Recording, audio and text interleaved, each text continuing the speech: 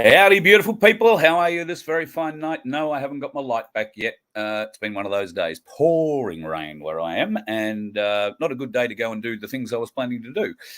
So consequently, didn't get too much of it done, unfortunately. But anyway, tomorrow's another day. We'll see what we can do. I did get a lot of other stuff done, which is useful. And thank you to everybody who sent emails. We'll have a bit of a talk about those patches in the not too distant future. Donald Trump is dead. Did you see that? Now, variously, he's died at numerous times. Apparently, 2022 was a very bad year for him, unless it was 1988 or 1989. Now, 1988, 1989, sometime in there, Trump apparently died in a helicopter crash and was replaced then. But if you don't believe that, then what about this one? In January of 2022, he died of prostate cancer. Which I think is a little bit strange, considering that he supposedly had access to med beds, which plays into the next Trump is dead story, all of which come out as extremely genuine, that he was shot dead in March of 2022. But they got him to Cheyenne Mountain within 48 hours. And apparently within Cheyenne Mountain, there was a med bed. And if you're shot or killed, you can be somehow put back together again and revived in the med bed, provided you are in it before the 48 hours ticks over. He apparently was, but his memory was blanked to, save him the trauma of the gunshot and everything like that. I would have thought he'd be okay with that. I just got up and survived would be Donald Trump's thing. But anyway, that's current news on Trump. There is a lot of news about Trump floating around at the moment.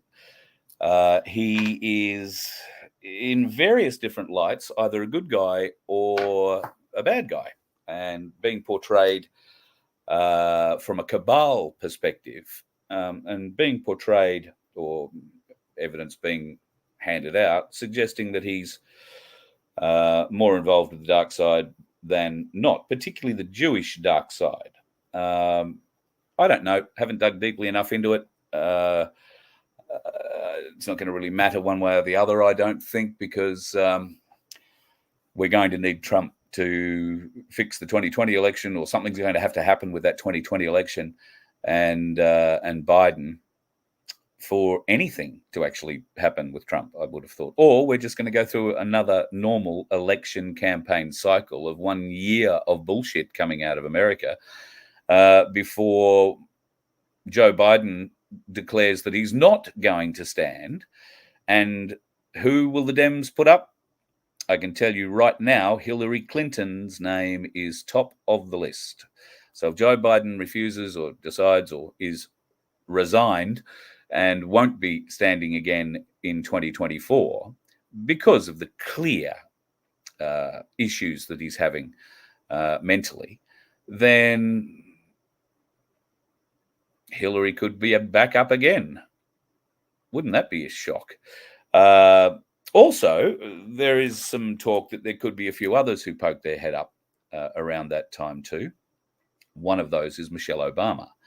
I believe, though, that the plan is for Michelle Obama to come out of the woodwork in 2028. But I'm not sure that Michael will be around then. We'll just have to wait and see. I guess it's all a little weird and strange.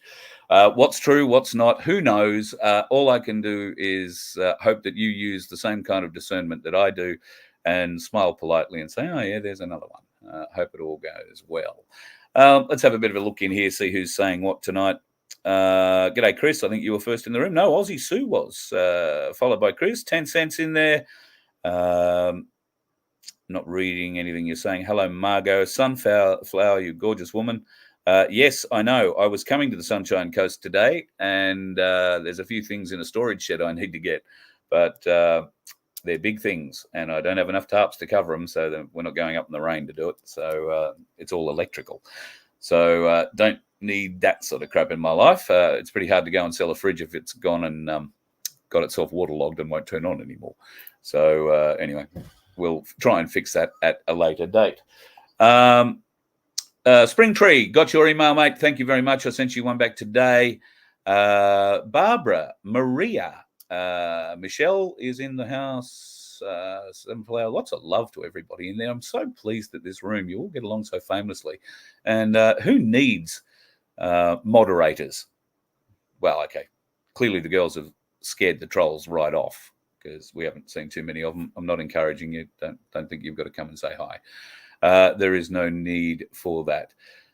So people are saying there was an attempted suicide. Well, as far as I'm aware, during the time that Donald Trump was president, from 2016 through 2020, I am led to believe there were over 40 attempts on his life, including Nancy Pelosi's famous handshake, her poisoned handshake.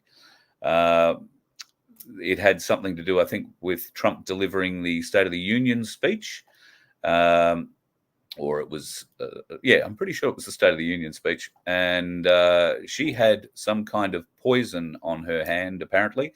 All Trump had to do was shake her hand and it would have given him a heart attack or something some hours later. That didn't work out either. So Nancy probably walked around and I don't know who she'd waved at by that stage.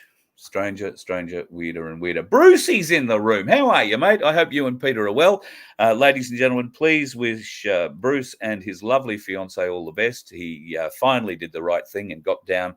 Well, actually, I don't know if he got down on one knee because he might not be able to get up again. But he got down, at any rate, and asked his lovely partner, Peter, if she would, have him for the rest of her life or his, whichever come up first. And she agreed. God love her. Who knew?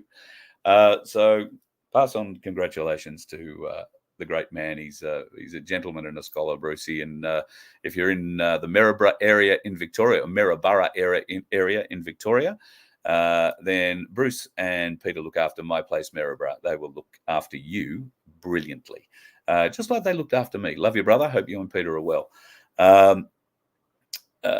Who else we got down here today? Have I seen the EU admission that the jab would not have been... Yes, I have seen that. I've also seen a few interesting things about the new ones that are coming up. They're going to start pushing. And in fact, why don't we get into a bit of that right now? This is probably going to come our way soon. This is happening in New York. The appellate division of the 4th Judicial Department has reversed the outcome of a legal challenge that struck down Governor Kathy Hochul's Rule 2.13 isolation and quarantine procedures for violating the individual rights of New Yorkers. Now, that case was heard and the mayor lost. However, there's been some kind of an appeal by the sound of it, and it now appears that there has been a reversal. This means that the government of New York is now allowed to legally remove residents from their own homes, haul them off to Camp FEMA for re-education. There is no age restriction on who can be abducted and taken to these camps. There is no time limit that you will be in these camps. You'll be in there until they decide to let you out. And, your parents won't be allowed to put you in. They can take kids of any age. There's also some new laws coming out where, not in Australia, thankfully not in America, it will come to the country in the near future, but they are changing the laws so that even if you have a meme on your phone that could be anti-government, it could get you in a whole heap of shit. So be prepared. That sort of bullshit is probably going to come our way because every other piece of bullshit does. New South Wales have legalized euthanasia. Now, I know that, this is a very powerful and strong argument, an emotive argument. However, we know in South Australia that the laws around the euthanasia debate have been stretched somewhat. And instead of this being offered or being able to be used by people who are suffering terminal illnesses with no hope of recovery, it's now being offered to people who are having headaches. Some might say migraines. I'm sure some migraines, absolutely. If you're suffering migraines on a daily basis, I know from personal experience with a friend that it can be extremely debilitating to a point where you take your own life. So headaches are not to be dismissed. Sorry, I've thrown myself there with what I was talking about. At any rate, New South Wales has currently got 100 doctors trained to be murderers.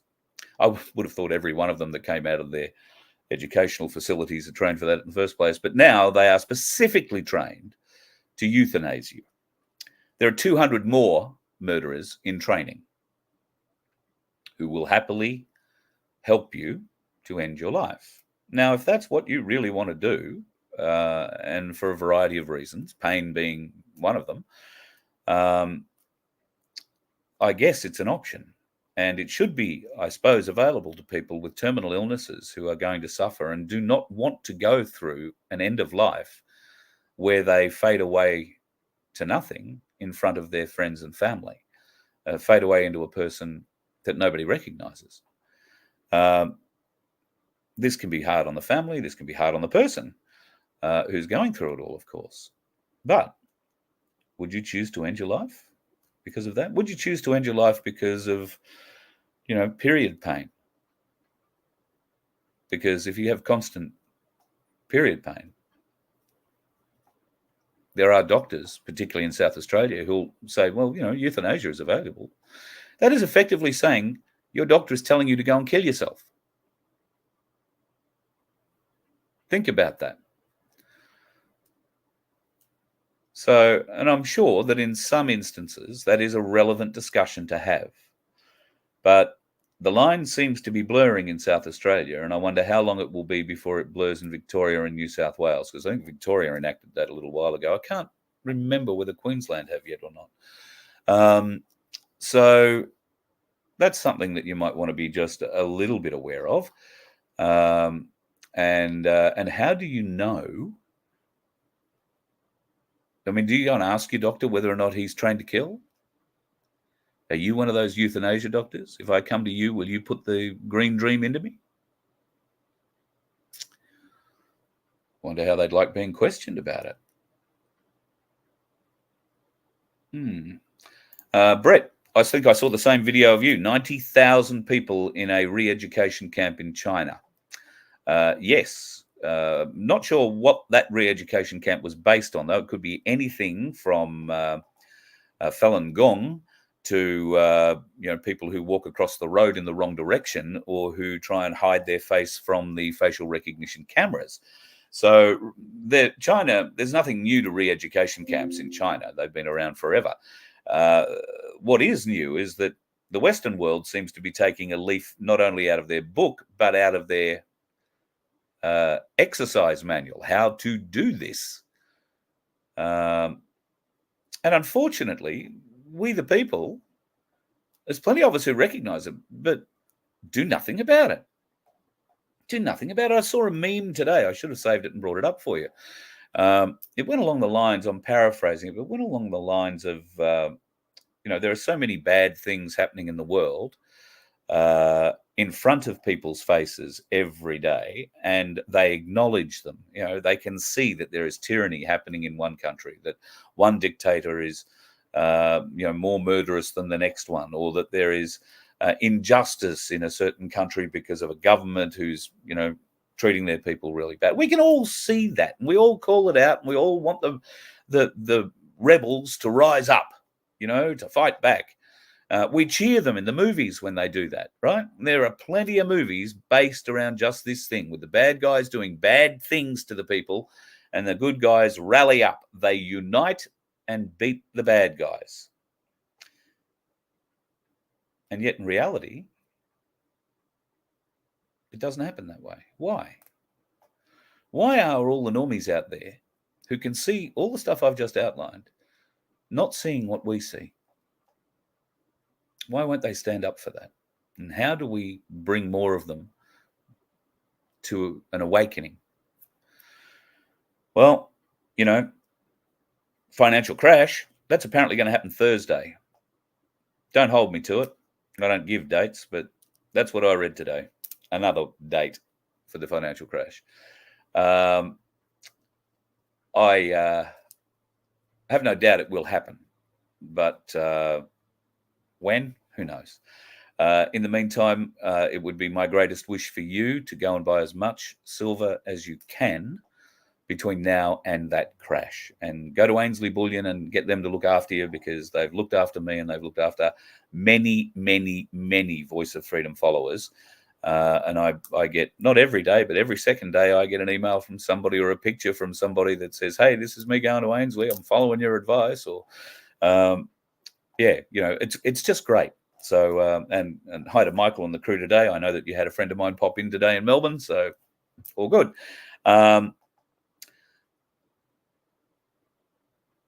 Yeah, buy silver. Keep buying it. Keep buying it while it's this cheap.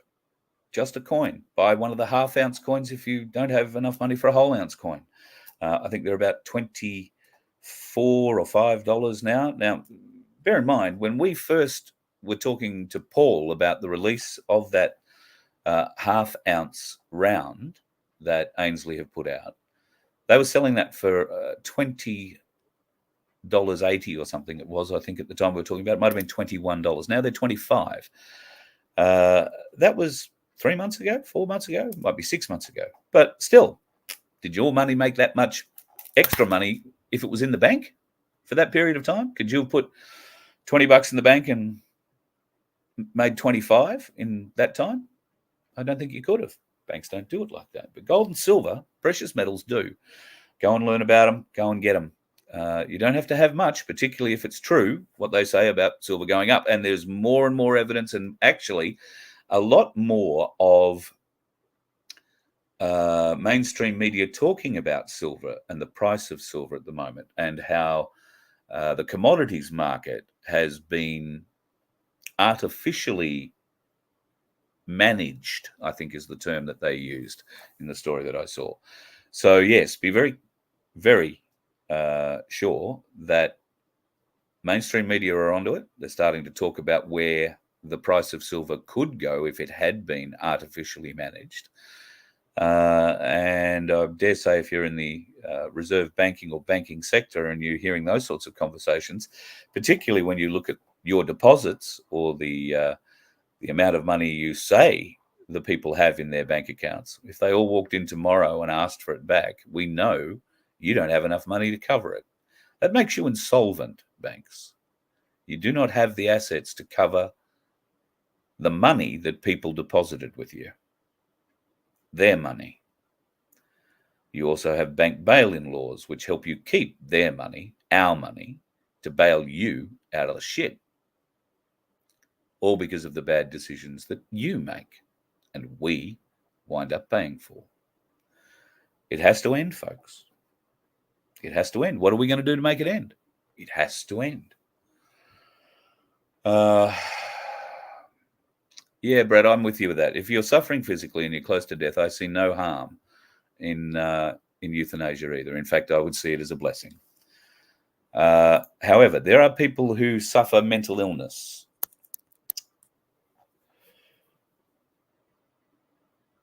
If they suffer schizophrenia, say, is that a reason to kill yourself? I mean, I don't know. I've never suffered schizophrenia. I don't know anybody who has suffered schizophrenia or does suffer. Oh, that's not true. I do know somebody who does, but not to the extent of multiple personalities. I guess if you're a multi-personality type, how would the euthanasia argument be conducted? Because multiple personalities inside these people have been given, not rights exactly, but they're an entity. So what if the person wants to die and end this horror of their life, but the entities inhabiting the person, these schizophrenic personalities, don't? How does that work out? How does the doctor figure out what to do there? Oh, I'm sure they'll figure out exactly what to do. And there will be a green dream involved, because at the end of the day, that's about what they want to do.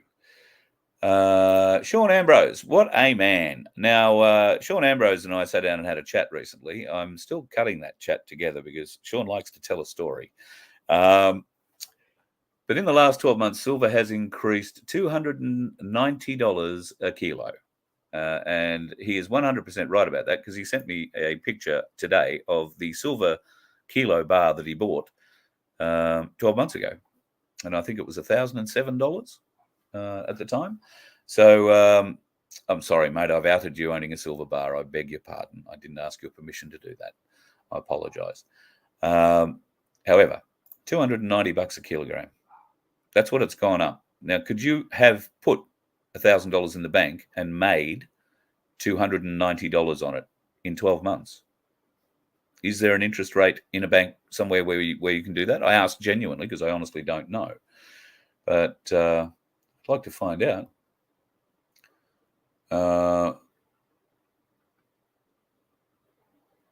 Yes, you're right. All banks are insolvent. Fractional lending is what's killed the banking system, and it's what's crueled people, 100%. Yeah, I think the issue of euthanasia is something that bears a lot of thinking about, and there are not just the mental health issues that I spoke of. I think there are quite a few others out there. Hans, you might be surprised at how many people buy kilo silver bars. I know a 17-year-old who has a part-time job and saved up, wanted to buy coins, and did in fact buy a couple of coins, I think. But then once they see the little glint, they want to see more, and the curiosity got the better of him. So he went to work, saved up his same amount every week that he was putting aside to buy coins. He just didn't go in and buy coins. He waited until he had enough money and went and bought a silver bar. Yes, I know $1,000 or $1,200 as they are now, nearly $1,300 seems like a lot. My suggestion would be get in now, because it's only going up, right? It's only going up. The sooner you get in, the sooner you're going to start being able to earn on that too. And Ainsley can look after you. AinsleyBullion.com.au, and you don't have to go into the office. They do a secure transfer to you or transport to you, and it's very cheap. It is the cheapest delivery and security fees in the country, I think. So check them out. Go and give them a go. AinsleyBullion.com.au. Did I hit the Queensland government passed the disability law for driving, which means you have a disability to lose ability to drive soon? Yes, I did hear that. What they're going to do is they're going to list autism, amongst other things, as reasons you will need a medical justification to have a license. I don't know that the laws have been introduced yet. I do believe there is a great deal of pushback. It's phenomenally stupid, but Anna Pluckerfuck is phenomenally stupid. What can we say? They're doing this for a reason, okay? Because clearly she's not stupid. She's just evil. That's it. Just evil. We'd love to think, and we get away with, calling her stupid. But I'll refer back to what I said a couple of nights ago, or a couple of weeks ago, I can't remember when. You can't tell stupid people they're stupid. They're too stupid to understand it. Who's more stupid? The person trying to tell a person they're stupid, who's too stupid to understand it, or the one trying to explain how stupid the stupid person is? So there's no point in us even thinking that this bitch is stupid. She's not. She's evil. Evilly smart. And if she's not, the people pulling her strings are. Because I think we're pretty comfortable she's not smart. But evil, oh yeah. So what is the background? I mean, the people with autism are going to get very upset, particularly the ones who've been driving happily for the last 40 years. I would have to say, I would be very surprised if people with autism broke any laws on the roads. I would imagine that they would drive to the speed limit and obey every road rule as written, because that's what they do. You know, if that's the way things have to be done, then that's the way things have to be done, in that order, in that time.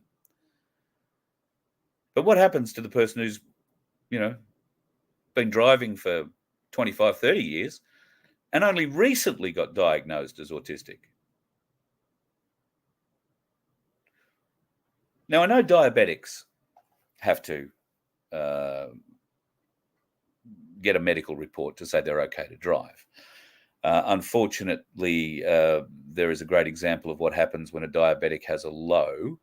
And when I say a great example, I mean a horrifying example. And that's what happened in Daylesford a few weeks ago, when a car ploughed into a bunch of people and killed, I think, 3 in a hotel in Daylesford. Now, the 50-something 6-year-old driver, I think he was, had a medical episode. Now, we were thinking at the time, oh, yeah, squirty sharp thing, you've gone and had a heart attack. Wasn't that at all. He had a diabetic low. So his blood sugar dropped very quickly, significantly, and lost control. If you've ever been near a diabetic or around a diabetic when they go into a low, these lows come on very, very, very quickly. 1 minute you'll be having a conversation like this, and the next minute the diabetic in the low will be slurring their words. They'll be not able to walk properly. They can't hold things. Their cognitive understanding disappears. It's quite shocking, particularly if it is a heavy low, where they drop down to a very low number. That's what happened to that fella. So he essentially collapsed behind the wheel and drove into this area. At least that's my understanding of it. So we need to be a bit careful of those sorts of things. Be mindful. I was talking about something there, and oh yes, that's right. The Queensland government's bloody rules on having to tell everybody about that. We'll tell everybody in the licensing world. Well, diabetics have to do it. They've got to go and get a medical report done. But it's really up to the diabetic to self-diagnose when they are going to get a low, or a diabetic these days can go and get a device attached to them that automatically gives them the insulin that they need when they need it. It automatically measures them and keeps a track of their glucose levels in their blood, and automatically injects them without them having to think, feel, or do much about it. Let's face it, after 30 years plus of sticking pins in your fingers and doing blood tests and sticking needles into yourself, you probably get a bit sick and tired of doing it. But the alternative, sadly, is not very nice. But the government wants to know the ins and outs of all of us. And of course, if you've got a reason to take the license off you because, you're autistic, then they'll just draw a line through your name and tell you don't have a license anymore. You're not allowed to drive. It doesn't mean you've forgotten how to drive, but the consequences of driving without a license and having an accident don't bear thinking about. So that's how they get you, folks. That's how they get you. I've got a few other bits and pieces here that I want to show you tonight. I think I've only got through the first one or two. Here's a nice one for you. Pfizer. They're going to rake in billions on a new cardiovascular drug that is treating a sudden spike in heart problems around the globe. How surprising is that? It's also come to light that there are a number of DNA fragments in the jibbity jab. This is a bad thing. That's called bacterial DNA, and that's an infection. This seems to be the cause of many of the problems associated with the jibbity jab. So slightly problematic, but it gets worse. In America at the moment, the US Drug Administration is funding research into edible vaccines. Right now, they are trialing spinach and lettuce that you can eat and be vaccinated with. Now, they're saying right now it's just for cattle. But that isn't the case at all. We know that they have trialled this in humans. There is actually a video about it that explains how excited they are that farmers will be able to grow fields full of vaccine for humans and for animals. This raises another problem, and it comes down to bacterial DNA fragments. What are we going to be putting into these species? Cross-pollinating species? Now, I don't think that we should be funding anything to do with edible vaccines. It sounds extremely dangerous. And in fact, when they did do a trial, they tried it on some corn. And they had 500 bushels of corn that were, I was going to say infected, but that's probably the wrong word. Well, no, it probably is the right word. There were 500 bushels that escaped the test area, and they wound up with 500,000 other bushels of corn. Now, the 500 that escaped had been treated, so they had some genetic modification made to them that they would stop pigs getting diarrhea. Now, that 500 bushels didn't make it into a 500,000 bushel pack of pig feed. It made it into a 500,000 bushel pack of human corn feed. And it all had to be recalled and destroyed, because I don't imagine too many people want to be eating corn that's made to stop pigs getting the shits. Do you? This is the kind of stuff they're doing. Now, it's bloody horrifying. Horrifying for me, anyway. Medicare. Medicare are out to do something to you. If you're getting this sheet, read it very, very, very carefully. My Medicare. What a bunch of bullshit.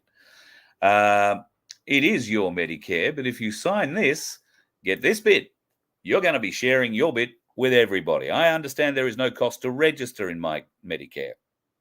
I declare I have read and understand the My Medicare privacy notice. Read the privacy notice, folks, and then don't consent.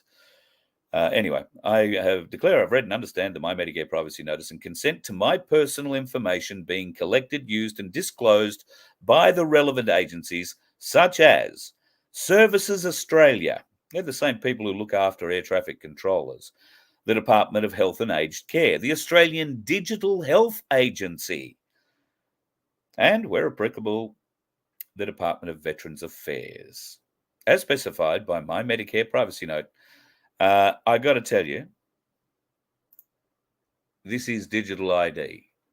Absolutely, 100%, and they are going to love it. Malcolm Roberts has something to say about it. Let's be blunt. The so-called Trusted Digital Identity Bill represents a watershed moment in Australian history. We stand at the divide between a free personal enterprise future and a digital surveillance age. If nothing is done to stop this bill, government will sit in the middle of every interaction Australians have with each other and with the world. And it achieves this in the same way China does, by creating a digital identity that forms a central part of a person's life. You can call it a license to live. What began with COVID contact tracing, vaccine passports, and QR check-ins will soon be formalised by an inescapable digital identity. It signals the complete end of consumer privacy, the end of citizen anonymity, and the beginning of a big brother digital age that treats the people of Australia as products rather than free human beings. The government intends to build a complete digital record of every Australian to be shared and used. Our medical history, our shopping preferences, who we associate with, whether our choices are really so-called green, social security, veteran services, travel records, website viewing, employment status, and social media comments. Everything will go on the record and be available to any large corporation that can pay for access.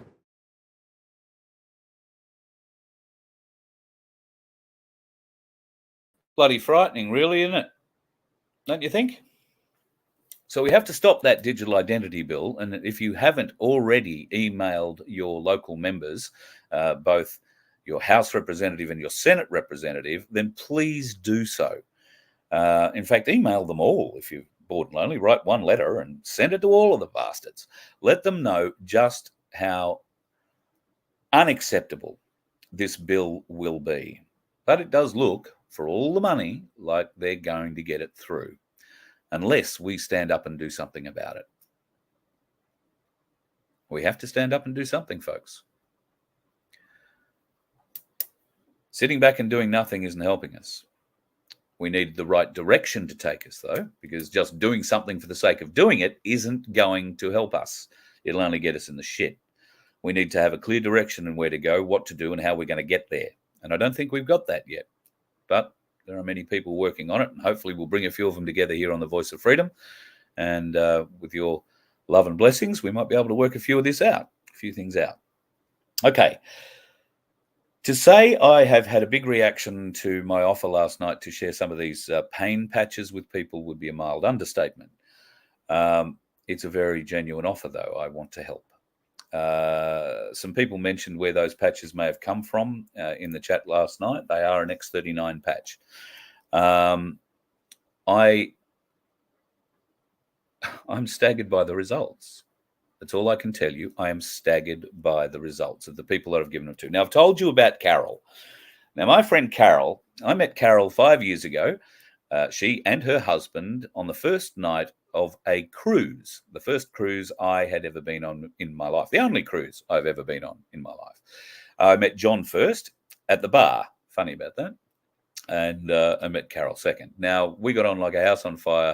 It was a 14-day cruise, and yeah, we've been friends ever since. However, I haven't seen them since the night before the cruise ended until our recent trip. And I had forgotten that Carol was in pain. She had a bad back injury and bad neck injury some years ago. She's also had multiple other surgeries. So she was explaining that to me, and I had had one of these patches on my neck given to me, and tried it, and it worked on me. Cured my neck and shoulders and back within hours, and for days. So I had 2 of these patches left. So I thought, well, maybe we should try one on Carol. So I did 3 little pieces with Carol, 3 little interview pieces with Carol. So I'm going to play them to you. This is part 1, where she'll explain to you exactly what her position was like when it came to pain and what sort of problems that she's got. Now, I'm only playing these to you because I'm blown away at the reactions people are having to these patches, particularly people who have chronic pain, bad pain. Now, I want to be able to help as much as I can. And somehow we will figure out how to help as many people as possible with these patches. But you can buy them. And if you choose to buy them, then I will send you a link, and the Voice of Freedom will get a very small commission out of that sale that will help us stay on the road. But it's not an earth-shattering thing. And if you choose not to buy on a regular basis or anything like that, then that's great. I'm not in this as a financial thing. If it can help the bus stay on the road, then great. But I'm more into it helping you, and that's why I'm giving these things away. All right. I want you to test for you if they work, and if they work, then it will be up to you to consider whether it's for you or not for you, and then to decide whether or not you want to click on the link to buy through me or not. If you don't, that's great, because this is not my focus. My focus is making sure that it works for you. So let's have a look at Carol and hear Carol's story. I gone. It's all prolapsed because I got hit on the back of the neck with a speaker at a rock easy concert. too, yeah. Who knew you were a rock chick? And my lower back, I had a double spinal fusion done, which failed because of a staph infection after surgery. Right. So I have a lot of scar tissue because they went in there 11 times afterwards, taking the nuts and bolts out at the very end.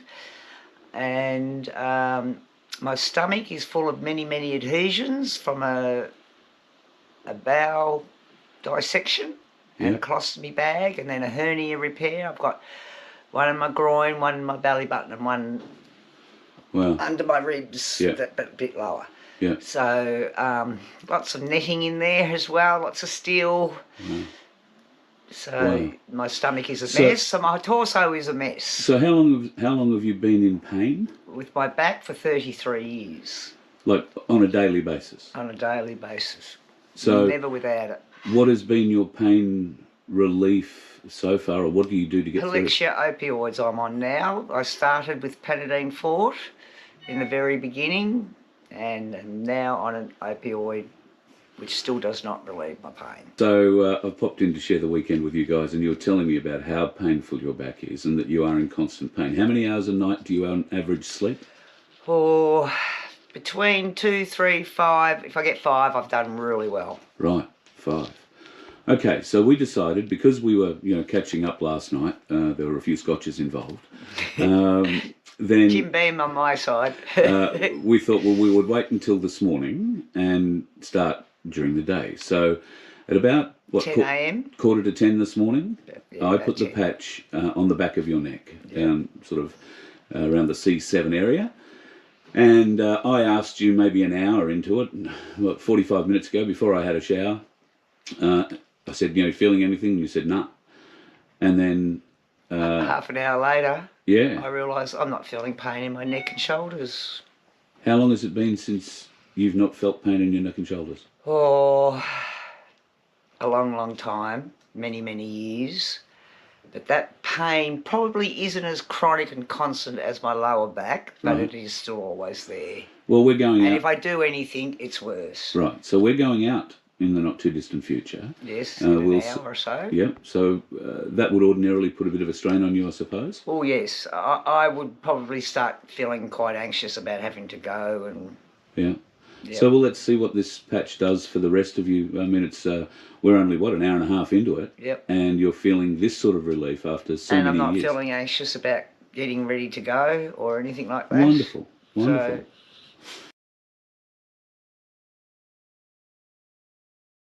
sorry, put myself back up. So that's Carol's story. That's her lineup, and I'd like to thank her for being brave enough to share those pictures with me, or allowing me to take them, and allowing me to show you those pictures. So yeah, an hour and a half into it, she was having no pain. But then we moved it. We probably shouldn't have done that. It fell off. She had a wee. It slipped off, went into the loo, so she only got maybe another 2 or 3 hours benefit out of it. We waited 24 hours and tried the whole thing again. And this time... At 2 a.m. this morning. Right. And, wide awake, but I was feeling no pain. Right. And I thought, well, okay. So I laid here for a couple of hours, but I got up to go to the toilet, and I came back to bed, and I went to bring my legs over, and they just swung because there was no pain stopping me from just having to climb into bed. I actually swung myself into bed. I haven't done that for years. Wow. And I went back to sleep about 4ish, somewhere around 4ish, and woke up at 7 and thought, I can feel that the back's there, and it's got this sort of feeling like as if you've just taken an ice pack off or something like that. It's got this sort of tingly feeling. Yeah. But there was no pain. And I'm still feeling no pain. You've been up for a walk? Yes, I've been outside. I've patted the little pony and fed the dogs and had a cuppa, and I'm still sitting here feeling no pain. So it just feels like warm and tingly. And that was on dead scar tissue skin too. Yes. That was on my scar where I had the 11 back surgery. So. Yeah, and I can tell you it's a huge scar, folks. It is, yes. And very hard. It's almost like, I said, have you got a plate here? Because it's like a a solid metal plate each side of your lower spine. I used to have, but it came out many, many years ago. And so that is just scar tissue that is so Yes, hard. Yes. So that's what we there put it was a on. lot inside as well, because Yeah. they had to do a lot of wound debridements from the staph infection that Yeah. the hospital kindly put into my back. So you haven't taken any of those opioid things, I guess, that they've been pushing you? I did take one early this morning when I woke up at 2 a.m, only because I had the jitters from the withdrawal side of things. Ah, yes. Not because of pain, Yeah. but I thought, well, if I don't take it, I'm going to lay here jittering. Yeah, and they make you... But instead of taking two, I only took one. Yeah, beauty. Half an hour later, about an hour later, I fell back to sleep. So Beautiful. Yeah, so hallelujah. So what's your overall thoughts on these patches? Well, I've got it online now, ready to click Good on you, darling. and purchase. Well, I'm so glad it's worked for you. I'm Yes. just blown away. Me too. Absolutely over the moon about it. Like, if this is just life-changing for me. That's spectacular. Congratulations, Carol.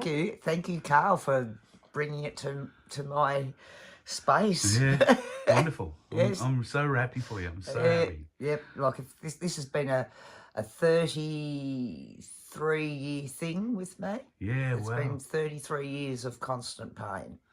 Wow. Since I hurt my back at 31, and I'm nearly 64. So, yeah, 33 years. So we might be turning the corner Oh, wow. on the current results. Yeah, look out. Yeah. Anything's possible from here on in. That's wonderful. Yeah, very happy. Isn't that just amazing? And you can tell it's a genuine thing. I mean, the smile on her face, the relief, you can see it. But then this happened.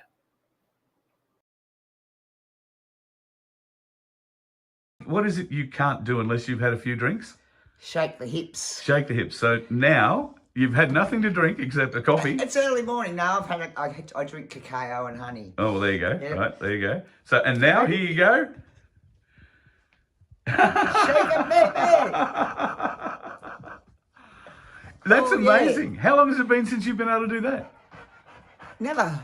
Never. Not since I hurt my back. So in 30 odd years, I have to have a drink to be able to move those hips like that. That's amazing. Because people say to me, when I'm out the pub, Yeah. nothing wrong with your back because you dance. And I said, yeah, but honey, I've been drinking all night and I can't feel a thing. Yeah, yeah. But tomorrow, I'll feel it for the next week or so. So, right, well, And here I am. how wild is that? Shake, rattle and roll. Yeah, Woo! look, the dogs don't even know what's going on. No. Hugo's getting all excited.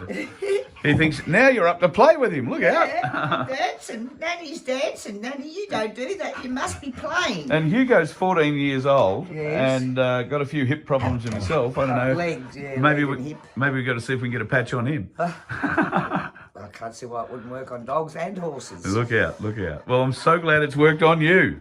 Absolutely. Dance us out, baby. Oh, look out for the dog.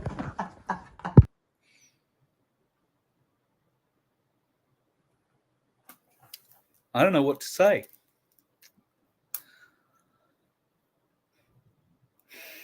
I'm just so happy for her. It works for her.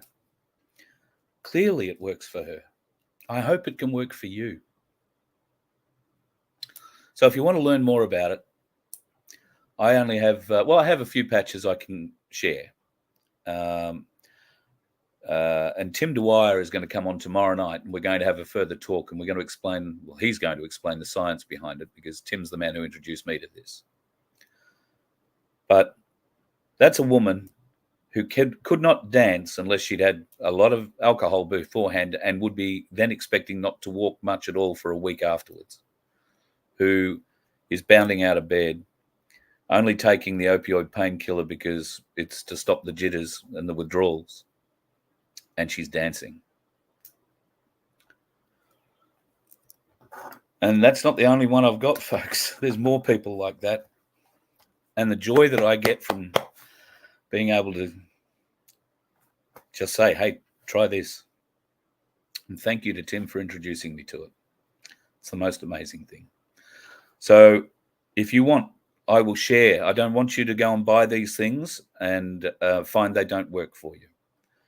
I only want you to buy them if they work for you, and only if you can afford them. They're not cheap. They're not the world's most expensive thing, but they're not $1 each.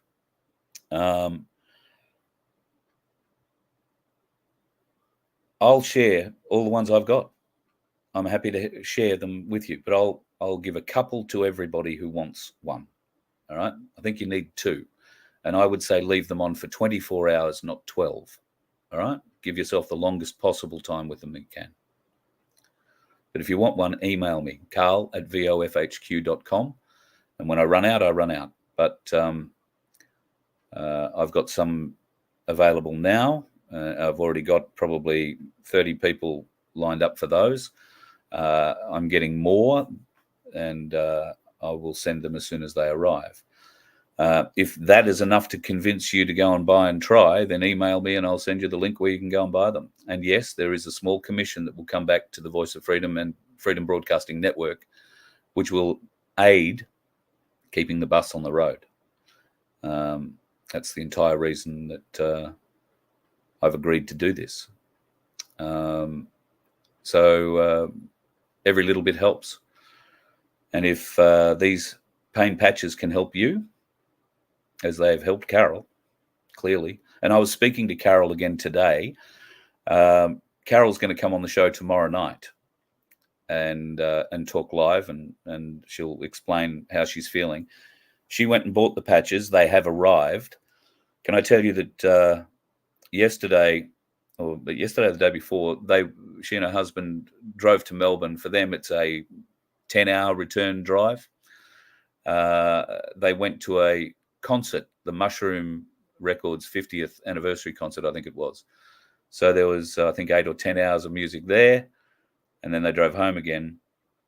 And today she bounded out of bed and is walking around, no pain. But I'll let her tell you the story tomorrow. It's an amazing product. I can't tell you it'll work for everybody. I've had 2 people tell me that it didn't make any difference to them. I'll be honest with you. I picked those 2 people as it not working for them. I don't know why. I just had this feeling. But I've handed out a lot more than 2. And everyone else has that kind of reaction. I hope you can have that kind of reaction. Everybody's pain is different. Everybody's source is different. Pain works different ways. But apparently so do these patches. So if you want one, I'd love to share one of mine with you. So just email me, carl@vofhq.com, and I'll send it to you. And all I would ask in return is that you do me a video on your phone before you take the patch and tell me what your pain is like, why you have it, where it is. Rate it, if you like, out of 1 to 10, 10 being the worst. And then, after you've tried the patches for a day or 2, then do another video. And I don't want you to faff about. I want you to be honest. If it doesn't work, tell us it doesn't work. Okay? If it didn't work for you, I want to know it didn't work for you. But if it does work, I want to know that too. Because I don't want to push anything to anybody that doesn't work. I mean, push you a sugar pill and tell you it's gold. Not going to happen here. This is not what I'm about. If I can help you out of your pain, because I'm not, thank God. Some of the stories I've read today, folks, people are sending me their stories of pain. I'm never going to complain about my headaches, my neck out, my back again, because I'm not suffering pain, not like some of you. And this is, as I say, it's very close to me. I had a friend who died at his own hand because of it. So if I can help you ease your pain in any way, I will do that. All the time, every day. And to hell with the critics.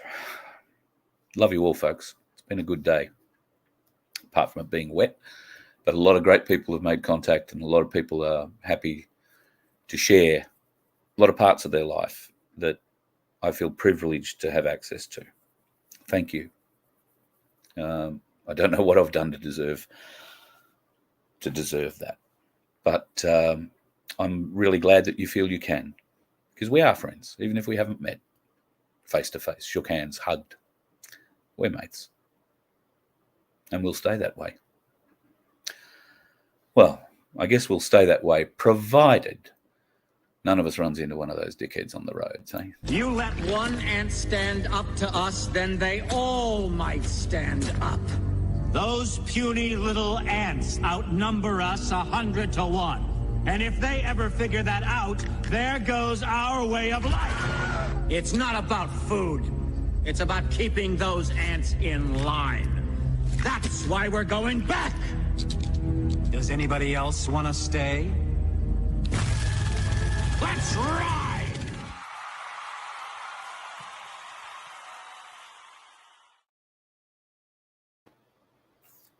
I'm just having a bit of a look at the chat in here. Suveron, I've only just seen what you've said. I don't know what you're doing in the chat, dude. What are you attacking Darren for in the chat?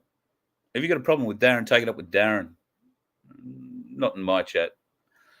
I see you waving that red flag, and I see you've made a lot of big statements. You want to make statements, email me about them, all right? But don't go embarrassing yourself here. You could be one of those dickheads on the